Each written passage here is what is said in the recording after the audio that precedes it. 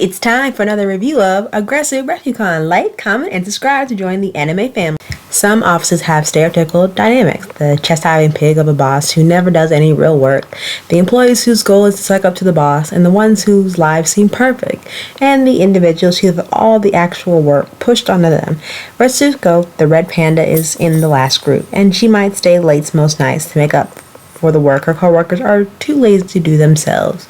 Her relief from the stress of her everyday life comes in the form of singing death metal at a local karaoke club. Night after night, Retsuko channels her grief into a microphone and considers the place to be her own personal sanctuary. But as she moves further away from her comfort zone, the ideas people have of her, she discovered that letting others into a world of death metal may not be such a bad thing after all. This anime has about 10 episodes, it has a second season and a Christmas special. It premiered April 20, 2018 on Netflix. It is comedy, slice of life. It's 15 minutes per episode and it's rated PG-13. Now let's get started into the review. What I love about Aggressive Retsuko is that, it depicts the everyday struggles of working in the office, the 9 to 5, the intriguing coworkers that seem to know what buttons to push, and we all been there, meeting deadlines, expectations, facing stress and anxiety, and enduring the unlikable coworkers and tedious tasks. It's all part of being an adult and a member of society. But when too much has been piling up on your plate, you reach your boiling point or your snapping point, and you need to go somewhere to let off your steam. Whether that we go to the gym, sing karaoke, take a nice walk, drowning in music therapy. But I'm getting a point here. This is the story about Retsuko, a 25-year-old single Scorpion blood type A, just your average, positive, kind, uncertain young female employee who bears a forbidden passion alongside her heart attack-inducing stressful day routine working at the office. And what comes immediately to attention while watching Aggressive Retsuko, or Aggressive Retsuko for the English title, at a particular intriguing karaoke bar she goes to release some of her stress. Now, when you're watching this, you kind of feel for her daily struggles in the real world, and as the audience member, you kind of cheer for her that she can get through this. And through the event of the pacing of the story, you see through the humor aspect and, her antics of how she gets through her day-to-day situations, depending on how work pushes her buttons that particular day. You're greeted with this very wholesome but very awesome therapeutic round of her singing her heart out to heavy rock metal.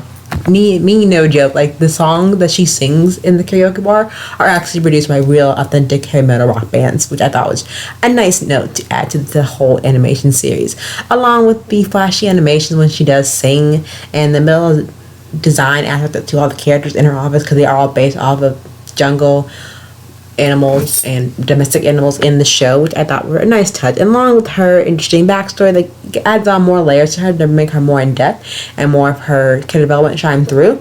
And no mistaken, Aggressive Retsuko is a original series which appeared on Netflix and is still going.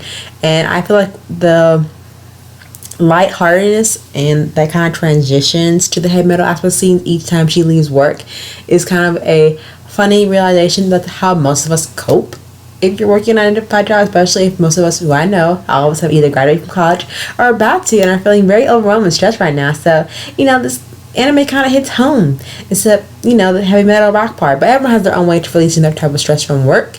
And for us Aggressive Retsuko, this is one of them. Now, I will say before, the original death metal songs, if they caught you off guard, good. They're supposed to do that. I thought that's kind of like that wow and shock factor.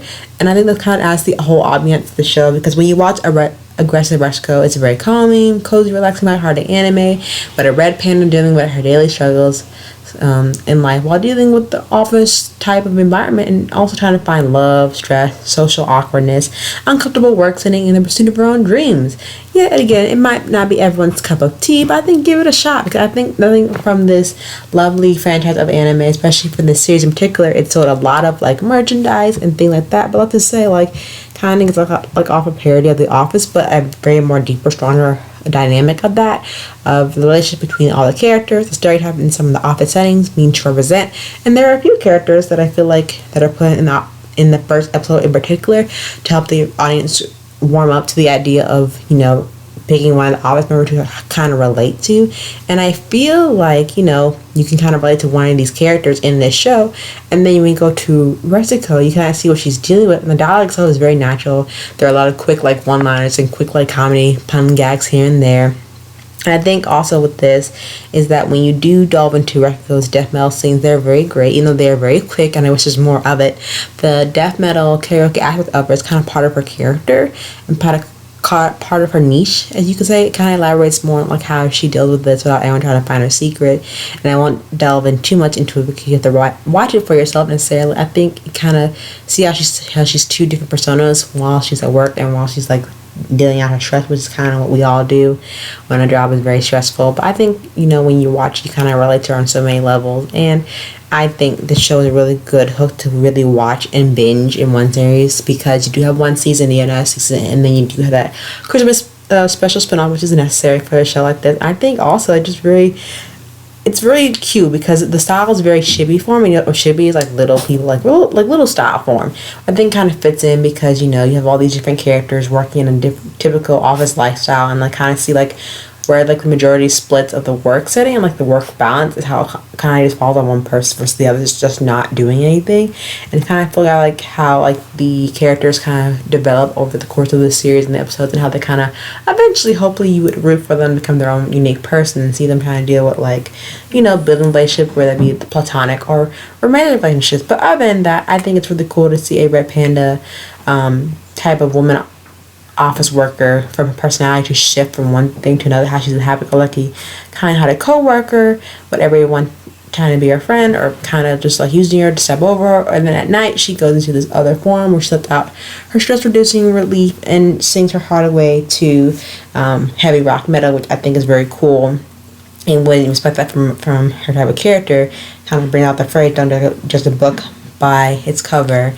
And I think that's kind of how it shows like the whole systematic work style and representation of, her coworkers not giving her any mercy and working life and like kind of burning herself to the ground until there's nothing else that's left. But definitely check out Aggressive Retsuko for yourself and let me know what you think. Like, I gave this series a 10 out of 10. I absolutely loved it and related to it on so many levels. But until then, see you soon. Bye.